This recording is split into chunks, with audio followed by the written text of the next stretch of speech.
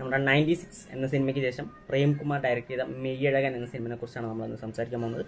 സിനിമയിൽ അരവിന്ദ് സ്വാമി, കാർത്തി, ശ്രീദിവ്യ, രാജ്കിരൺ തുടങ്ങിയ അത്യാവശ്യം നല്ല ഒരു കാസ്റ്റ് തന്നെയുണ്ട്. നമ്മുടെ ഈ സിനിമയുടെ തുടക്കത്തിൽ കാണിക്കുന്നത് ഒരു ഫാമിലി ഷെയറിങ്ങിൻ്റെ ഭാഗമായിട്ട് സ്വത്ത് പിരിക്കുകയാണ്. നമ്മുടെ അരവിന്ദ് സ്വാമിയും ഫാമിലിയും അതുവരെ ജനിച്ച് വളർന്ന വീട് വിട്ട് മറ്റൊരു സ്ഥലത്തേക്ക് പോവുകയാണ്, മദ്രാസിലോട്ട് പോവുകയാണ്, തഞ്ചാവൂരിൽ നിന്ന്. ആ ഒരു ഇമോഷൻ ആ സിനിമ തുടങ്ങിയ ഒരു 2 മിനിറ്റിനുള്ളിൽ നമ്മൾ കാണുന്നതിനെ ഇമോഷണലി ഹുക്ക് ചെയ്യുന്ന ഒരു കാഴ്ചയാണ് നമുക്ക് സിനിമ കാണാൻ പറ്റുന്നത്. അതിന് ഗോവിന്ദ് വസന്തയ്ക്ക് വലിയൊരു കൈയടി തന്നെ കൊടുക്കണം. കാരണം അത്രയ്ക്കും ഹൂക്കഡാണ് ആ മ്യൂസിക് എന്ന് പറയുന്നത്. പിന്നീട് വർഷങ്ങൾക്ക് ശേഷം തൻ്റെ ചെറിയച്ഛൻ്റെ മോളുടെ കല്യാണത്തിന് എത്തുകയും അവിടെ വെച്ച് തൻ്റെ ലൈഫിൽ തന്നെ ഏറ്റവും ചേഞ്ച് ആക്കി മാറ്റുന്ന ഒരാളെ കണ്ടെത്തുകയും അവർ തമ്മിലുള്ള സംഭാഷണങ്ങളാണ് ഈ സിനിമ മുന്നോട്ട് പോകുന്നത്. കാർത്തിയും അരവിന്ദ് സ്വാമിയും തമ്മിലുള്ള കോമ്പിനേഷൻ സീൻസൊക്കെ വളരെ രസകരമായിരുന്നു. ധാരാളം ഫൺ മൊമെൻറ്റ്സ് ഉണ്ട്, ഇമോഷൻസ് നന്നായി വർക്കായിട്ടുണ്ട്, നമുക്ക് ഭയങ്കരമായിട്ട് ഫീൽ ചെയ്യിപ്പിക്കുന്ന തരത്തിലുള്ളതാണ്. പിന്നെ റൈറ്റിംഗ് ഗംഭീര റൈറ്റിംഗ് ആണ്. കാരണം ഓരോ ക്യാരക്ടേഴ്സ് വരുന്നു, അവരുടെ ഡയലോഗ്സിലൂടെ നല്ല ഗംഭീര കോൺവെർസേഷൻസിലൂടെ നമുക്ക് അവരുടെ ഒരു ഡെപ്ത് മനസ്സിലാക്കാൻ പറ്റുന്നുണ്ട്. കാരണം പുള്ളി ഒരു അസാമാന്യ റൈറ്ററാണ് എന്തായാലും, ഡയറക്ടർ പ്രേംകുമാർ എന്തായാലും.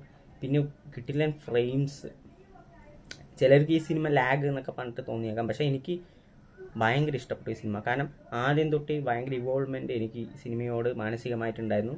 ത്രൂ ഔട്ട് ആ സിനിമയിലുണ്ടായിരുന്നു.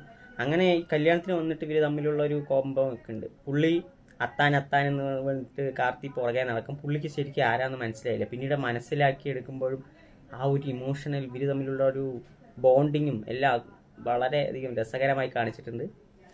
ഭയങ്കര ഒരു സ്നേഹത്തൊല്ലയാണെന്നുകൊണ്ട് വിചാരിക്കും. പിന്നീട് ആ ഒരു ക്യാരക്ടർ ഇയാളുടെ ലൈഫിൽ എങ്ങനെയാണ് തൻ്റെ പഴയ തന്നെ തന്നെ തിരിച്ചറിയുക എന്നൊക്കെ പറയുന്ന പോലെ ഒരു ഗംഭീരമായ ഔട്ട്പുട്ട് സിനിമ തരുന്നുണ്ട്.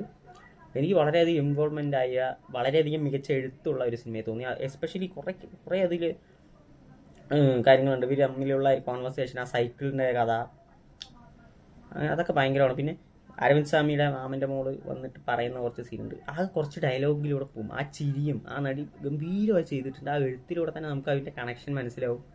അങ്ങനെ കാർത്തി എന്ത് രസമായിട്ടാണ് ക്യാരക്ടർ ചെയ്തിരിക്കുന്നത്. വളരെ രസകരമായ അതിൽ അരവിന്ദ് സ്വാമിൻ്റെ ക്യാരക്ടർ പറയും, ഇങ്ങനെ ആരും ഉണ്ടായില്ല, മാറണ്ട, നീ ഇങ്ങനെ തന്നെ ഇരിക്കണം അവസാനം വരെ എന്ന് പറയും. കാരണം പുള്ളിയുടെ ലൈഫിൽ ഇവിടെ നിന്ന് വിട്ടതും പുള്ളി വേറൊരാളായി മാറി. പിന്നീട് പുള്ളി ആരാണെന്ന് കാണിക്കുന്നത് കാർത്തിൻ്റെ ഉള്ള ഒരു സഹവാസം കൂടിയാണ്.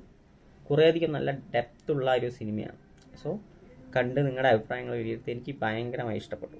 കുറേ സീനുകളുണ്ട് ആക്ച്വലി. ഭയങ്കര ഒരു ആ ബസ്സിൽ ട്രാവൽ ചെയ്യുമ്പോൾ കണ്ടക്ടറിൻ്റെ അടുത്തുള്ള കോൺവെർസേഷൻ ആയാലും, പിന്നെ ഇമോഷൻസ്, അരവിന്ദ് സ്വാമിൻ്റെ അച്ഛൻ്റെ വേഷം ചെയ്ത് ജയപ്രകാശ്, പുള്ളിയും രാജ്കിരൺ തമ്മിലുള്ള കോൺവെർസേഷൻ, അങ്ങനെ എടുത്തെടുത്ത് പറയാവുന്ന ഒരു ഗംഭീര സീന്. പിന്നെ ഫ്രെയിംസൊക്കെ ഭയങ്കര റിച്ചാണ്, വളരെയധികം നമ്മളെ പ്ലസൻ്റ് ആയിരിക്കും. അരവിന്ദ് സ്വാമിയുടെ ചില മാനറിസംസ് ഒക്കെ അടിപൊളിയായിട്ടുണ്ട്. ഇത് എന്താ പുതിയൊരു അരവിന്ദ് സ്വാമിനെ കണ്ട ഒരു ഫീലാണ്. ഇതുവരെ വില്ലനിസമൊക്കെ കണ്ടു, ഭയങ്കര രസമുണ്ട്. 2 വേണ്ടി കോമ്പിനേഷൻസ് കാര്യങ്ങൾ, അവരുടെ ഒരു ഫ്രഷ് അറ്റംപ്റ്റ് പോലെയൊക്കെ എനിക്ക് ഫീൽ ചെയ്തു.